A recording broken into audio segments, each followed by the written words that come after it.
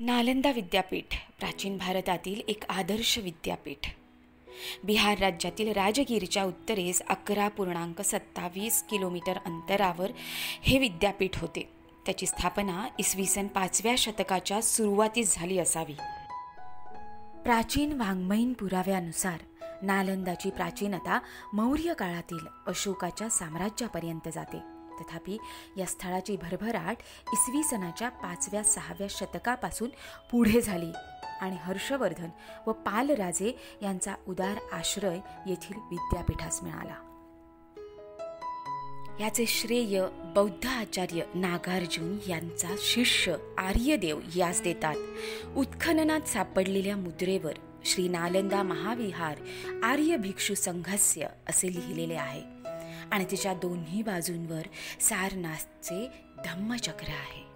नालंदा विद्यापीठाच्या सुमारे 1.5 किलोमीटर लांब आणि 1.25 किलोमीटर रुंद क्षेत्रात विद्यापीठाची भव्य इमारत व वसतिगृह होते.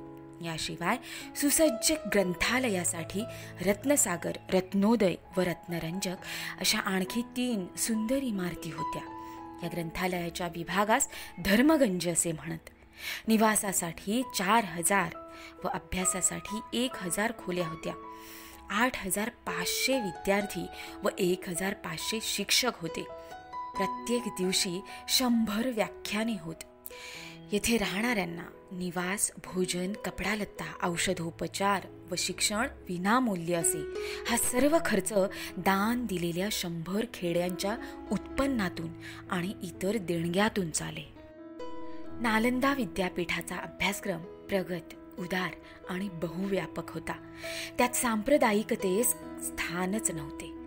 बौद्ध धर्माचे भिन्न संप्रदाय, जैन धर्म, ब्राह्मणी धर्म आणि इतर धर्म, त्याचप्रमाणे योग, व्याकरण, साहित्य, तर्कशास्त्र, शब्दविद्या, चिकित्साविद्या, गणित, चित्रकला, शिल्पशास्त्र, दंडनीती, वेदविद्या इत्यादी विषय शिकविण्याची व्यवस्था होती.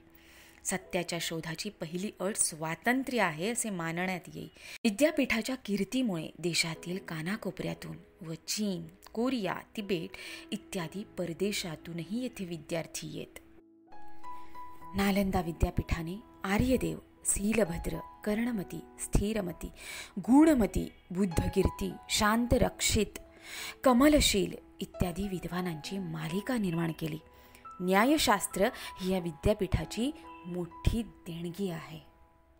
चारित्र्य संपन्न व बुद्धिमान शिक्षक, अभ्यासू व होतकरू विद्यार्थी, कुशल प्रशासन, राज्यकर्त्यांचा सतत लाभलेला आश्रय यामुळे नालंदा विद्यापीठाची उत्तरोत्तर सतत 8 शतके भरभराट होत गेली.